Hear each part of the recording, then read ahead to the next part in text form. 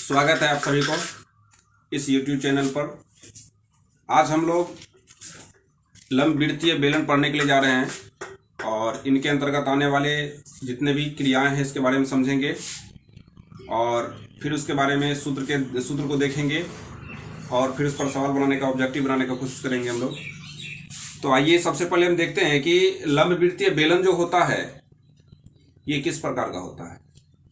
हमारे दैनिक जीवन में बेलन का जो महत्व है या बेलन जो हमारे घर में या हमारे परिदृश्य यानी कि चारों ओर जो है वो मौजूद है, तो उसको हम पहचानने की पहले कोशिश करते हैं। लंबवृत्तीय बेलन जो है हमारे घर में, आप लोग एक चीज़ देखे होंगे कि एक गेहूं रखने का ड्राम होता है, वो बेलन आकार का होता है। अगर ज्यामितीय आकृति में हम इसको देखें तो ज्यामितीय आकृति में आपका चापाकल का जो पाइप होता है वो बेलन आकृति का होता है। मेरे पास ये मार्कर दिख रहा है, ये भी बेलन आकृति का होगा। आपका कट पेंसिल जो होता है, जैसे आप लिख रहे थे बचपन में, अभी भी लिखते हैं आप लोग, वो किस आकृति का होता है? वो गोलाकार जो बेलन क्या बोलते हैं, वो कट पेंसिल होता है, वो बेलन आकृति का होता है। तो अब सबसे पहली बात ये आता है कि सर ये बेलन का जो निर्माण हुआ, उसका ज्यामितीय जो आकृति का निर्माण हुआ, ये किस प्रकार हुआ होगा। 3-4 तरीके हैं। इसमें से एक तरीका जो कि आपको पूरा का पूरा समझ में आएगा, इसके लिए आपको 2 चीज़ का ज्ञान होना आवश्यक है। पहला कि वृत्त का, और दूसरा आपको आयत का ज्ञान होना अति आवश्यक है। क्योंकि आयत में हम बिल्कुल सिंपल सा चीज़ है, वृत्त का क्षेत्रफल पाई r स्क्वायर होता है और वृत्त का परिमाप जो होता है वो 2 पाई r होता है। ये बात हम लोग समझते हैं और ये भी जानते हैं कि आयत का जो क्षेत्रफल होता है लंबाई गुना चौड़ाई होता है और आयत का जो परिमाप होता है 2 इंटू लंबाई प्लस चौड़ाई होता है। ये बात एकदम सिंपल सी है, ये बात आपको जानकारी ही होगी। चलिए आइए हम लोग अब सीखते हैं कि आखिर आयत से किस प्रकार बेलन बनते हैं। बेलन, अगर बेलन कहें तो इसका मतलब आपको हमेशा समझना है कि लंबवृत्तीय बेलन। चलिए सबसे पहले आपको एक बात बताते हैं। मान लीजिए ये एक आयत है A, B, C और D। ये आयत आपको दिख रहा होगा। अगर इस आयत को ये चौड़ाई हो गया और ये लंबाई हो गया, लंबाई को L के द्वारा और चौड़ाई को हम B के द्वारा क्या करते हैं, सूचित करते हैं। अगर आप इसको ध्यान से देखिएगा तो इससे ही ज्यामितीय आकृति में बेलन का निर्माण हुआ है। किस प्रकार? अगर हम एक बात कहें, यहाँ पर किसी आयत में ये फेस दोनों समान होता है और ये फेस दोनों समान होता है। अगर किसी आयत के एक भुजा को नियत रखा जाए, जैसे कि एक स्लेट ले लीजिए, जैसे मैं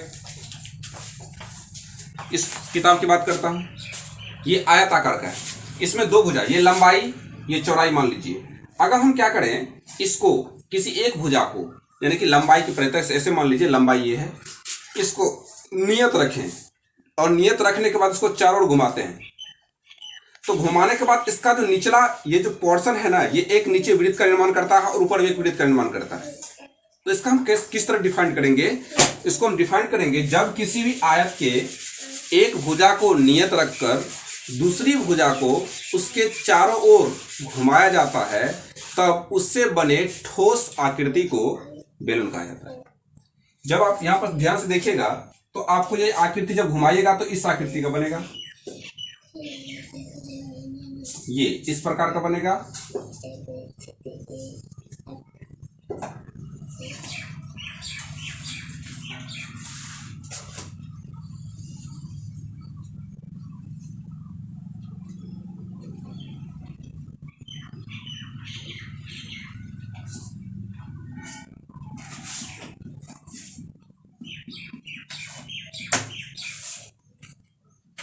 इस आकृति का आपको दिखाई देता है।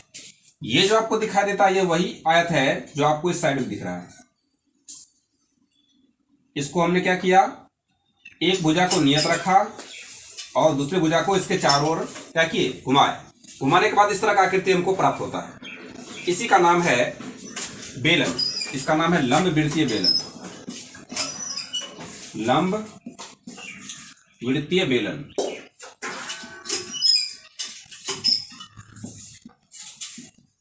लंब वृत्तीय बेलन। अब ध्यान से एक बात देखिएगा, यहां पर इसमें जो चौड़ाई हुआ करता था वो अब यहां पर त्रिज्या बन गया, और जो इसका लंबाई हुआ करता था वो बेलन का ऊंचाई बन गया। तो इस प्रकार से आयत को किस प्रकार से कन्वर्ट किया जाता है ज्यामितीय आकृति में, बेलन में, ये हमने देखा। तो सबसे मेरा पहला प्रश्न है कि बेलन किसे कहते हैं। बेलन को ही हम लंब वृत्तीय बेलन पढ़ते हैं। लिख देते हैं लंब वृत्तीय बेलन। लंब वृत्तीय बेलन इंग्लिश में सिलेंडर होता है। लिखेंगे इसका डेफिनेशन यहां लिखते हैं। यदि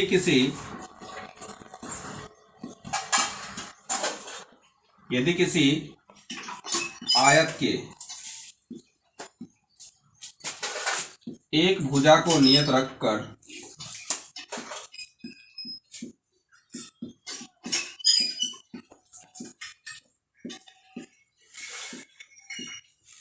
नियत का अर्थ होता है कांस्टेंट, उसको एकदम स्थिर रखना है।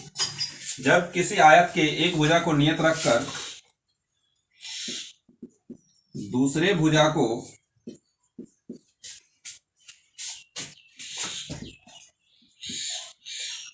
को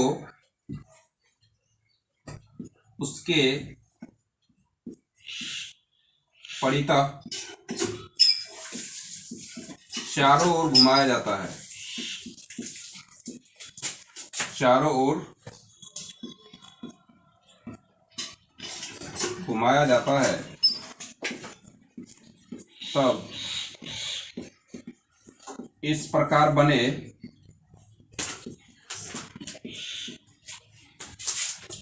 ठोस ज्यामितीय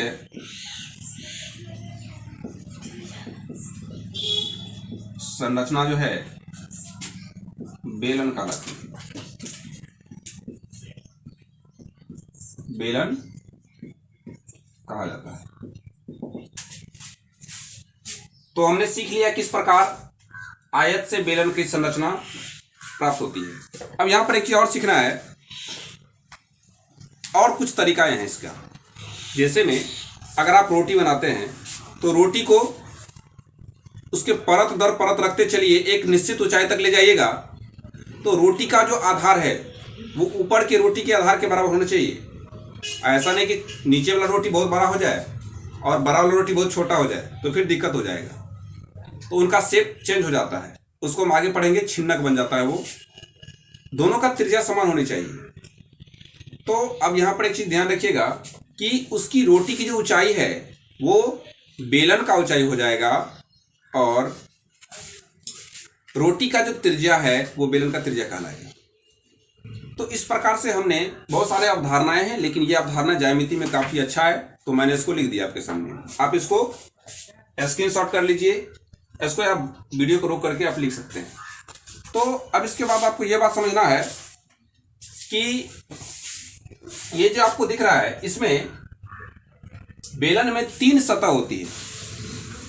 बेलन का 3 सतह होती है। पहला जो आपको ये ऊपर दिख रहा है ढक्कन, ये वृत्ताकार होता है,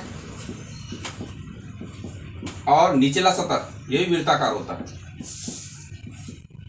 और इसका तीसरा सतह जो होता है वो इनका ये होता है, ये अगर इसको आप काटिएगा तो ये इस आकृति का बन जाएगा। तो इसका पहला सरफेस ये हो गया, दूसरा सरफेस ये हो गया, तीसरा सरफेस जो होता है वो ये होता है, जो एक प्रकार का ऐसे समझिए कि गोल टाइप का रहता है। तो इसी को कहते हैं पृष्ठ। अगर हम क्षेत्रफल निकालें तो हम पहले क्या निकालते हैं, इसका 2 क्षेत्रफल निकालते हैं। एक निकालते हैं बेलन का पृष्ठीय क्षेत्रफल, वक्र पृष्ठीय क्षेत्रफल भी कहते हैं, या बेलन का संपूर्ण पृष्ठीय क्षेत्रफल, अगर पृष्ठीय क्षेत्रफल की बात कीजिएगा तो बेलन का पृष्ठीय क्षेत्रफल जो है वो इसका जो पृष्ठ आपको दिख रहा है अर्थात तीसरा सरफेस, पहला ऊपर का छोड़ दीजिए, नीचे वाले पोर्शन को छोड़ दीजिए, ये जो तीसरा सरफेस बचता है, इस तीसरे सरफेस का जो क्षेत्रफल है वही बेलन का क्या कहलाता है, वही बेलन का पृष्ठ क्षेत्रफल कहलाता है या वक्र पृष्ठ क्षेत्रफल कहलाता है। अगर संपूर्ण पृष्ठ क्षेत्रफल निकालना हो तो इसके लिए हम क्या करते हैं, ऊपर का यानी कि एक क्षेत्रफल वृत्त का ऊपर और एक क्षेत्रफल नीचे वृत्त का नीचे, दोनों को हम जोड़ देते हैं तो क्या निकल के चले आता है, ये बेलन का वो संपूर्ण पृष्ठीय क्षेत्रफल निकल करके चले आता है। आइए हम लोग अब बेलन का पहले वक्र पृष्ठीय क्षेत्रफल निकालते हैं और देखते हैं कि किस प्रकार से बेलन का वक्र पृष्ठीय क्षेत्रफल 2πr(h) होता है। आइए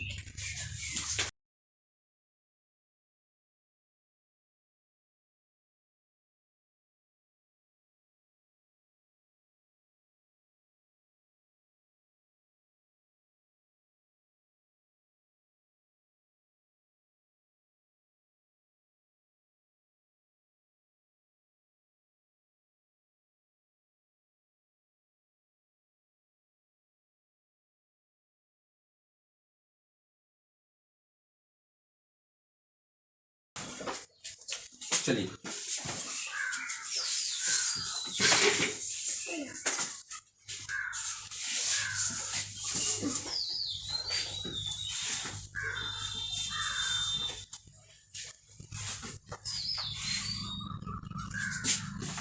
अब क्या है, बेलन का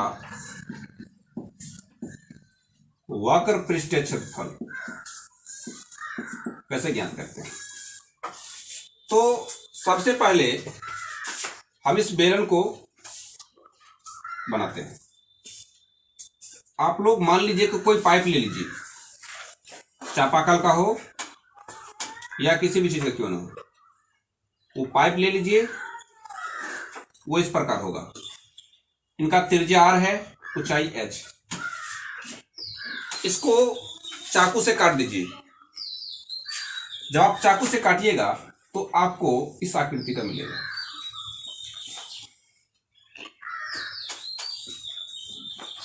ये जो आपको h दिख रहा है ना, ये तो h ही रहेगा। और इसको कट कर दीजिए, और कट करने के बाद पसारिए, ऐसे तार की तरह लंबा हो जाएगा। तो बोले सर इसका तो h रख दिया, लेकिन इसकी लंबाई क्या होगी? बोले नहीं मालूम, ये तो आयताकार का बन गया। अच्छा, अगर किसी भी बेलन को काटते हैं, उसको फिर पसार देते हैं तो किस आकृति का बन जाता है? आयताकार का। बोले सर इसकी लंबाई? हमने कहा हाँ। ये बना कहां से है? मैंने कहा इसको काटे। बोले ये क्या है? बोले वृत्त का परिधि। बोला अच्छा, इसको काटेंगे तो वृत्त का परिधि, इसका मतलब है कि इसकी टोटल लंबाई चाहे इसकी टोटल लंबाई दोनों बराबर है। तो ये किसके बराबर हो जाएगा? वृत्त के परिधि के बराबर हो जाएगा। हम कह सकते हैं 2πr के बराबर हो जाएगा। ये भी किसके बराबर हो जाएगा? 2πr के बराबर। आमने सामने की भुजा, क्योंकि ये भी वृत्ताकार है, इसका भी परिधि बराबर होगा, इसका परिधि बराबर होगा, तो 2πr। बोले अब क्या निकालना है? बेलन का वक्र पृष्ठीय क्षेत्रफल निकालना है। तो बेलन का वक्र पृष्ठीय क्षेत्रफल जब निकालिएगा, बेलन का वक्र पृष्ठीय क्षेत्रफल जब निकालिएगा तो आप कह सकते हैं ना कि बेलन का वक्र पृष्ठीय क्षेत्रफल कहिए, चाहे ये जो चादर टाइप का जो आयत है इनका क्षेत्रफल कहिए, दोनों सेम है। तो हम कह सकते हैं यहां पर, हम कह सकते हैं ना कि इस बेलन का पृष्ठीय क्षेत्रफल बराबर आयत का पृष्ठीय क्षेत्रफल। तो आयत का पृष्ठीय क्षेत्रफल क्या हो? लंबाई गुना चौड़ाई। तो लंबाई इसकी कितनी है? 2πr, और चौड़ाई कितनी है? h। तो कह सकते हैं ना बेलन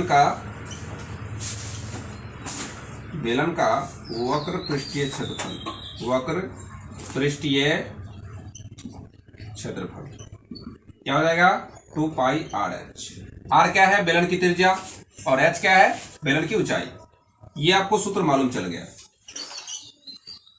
अब हम लोग सीखेंगे बेलन का संपूर्ण पृष्ठीय क्षेत्रफल। बेलन का संपूर्ण पृष्ठीय क्षेत्रफल। जब ये संपूर्ण की बात करेंगे तो तीनों सरफेस, आपको बताया गया था 2-3 सरफेस होता है, एक तो वर्तु वो तो पूरा का पूरा गोल होता है, जो उसका बॉडी चारों साइड का होता है, एक ऊपर का हो गया, एक नीचे का हो गया, तो ऊपर वृत्ताकार नीचे वृत्ताकार। तो क्या हो जाएगा, इसके वक्र पृष्ठीय क्षेत्रफल में, इसके वक्र पृष्ठीय क्षेत्रफल में गुना हो जाएगा ऊपर का पार्ट्स और नीचे का पार्ट्स दोनों समान होता है, तो 2 गुना वृत्त का क्षेत्रफल, 2 गुना वृत्त का क्षेत्रफल। तो वक्र इसका हो जाएगा 2 pi R H into 2 pi R H हो गया, और ये हो जाएगा प्लस जुड़ जाएगा इसमें 2 pi R square, 2 pi R square. 2 pi इसमें भी है, 2 पाई इसमें भी है, एक आर इसमें एक आर इसमें, कॉमन आ जाएगा, तो 2 pi R into R plus H. तो बेलन का संपूर्ण पृष्ठीय क्षेत्रफल, बेलन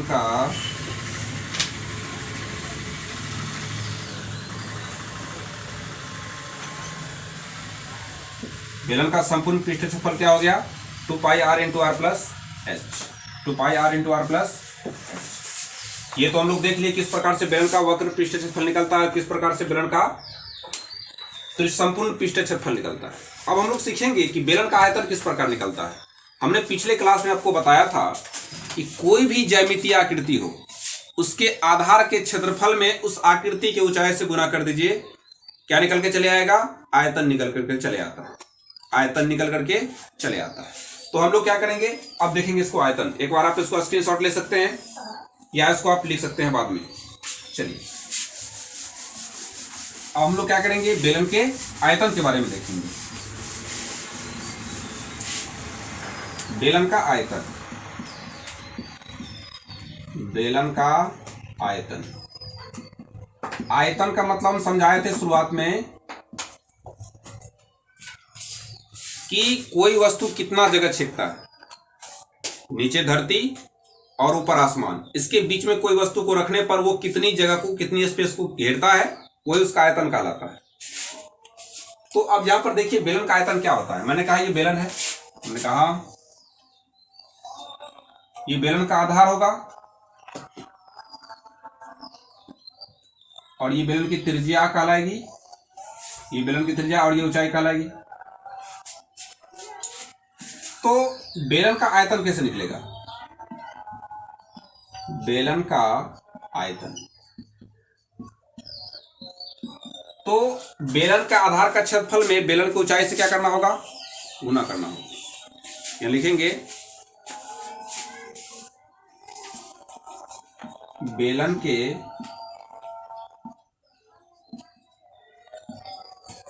आधार का क्षेत्रफल गुना ऊंचाई। तो बेलन का आधार क्या है, वृत्त, और वृत्त का क्षेत्रफल पाई आर स्क्वायर और गुना ऊंचाई एच होगा, तो पाई आर स्क्वायर एच। तो बेलन का आयतन क्या हो गया, बेलन का आयतन का सूत्र हो गया पाई आर स्क्वायर एच। बेलन का आयतन क्या आ गया, पाई आर स्क्वायर एच।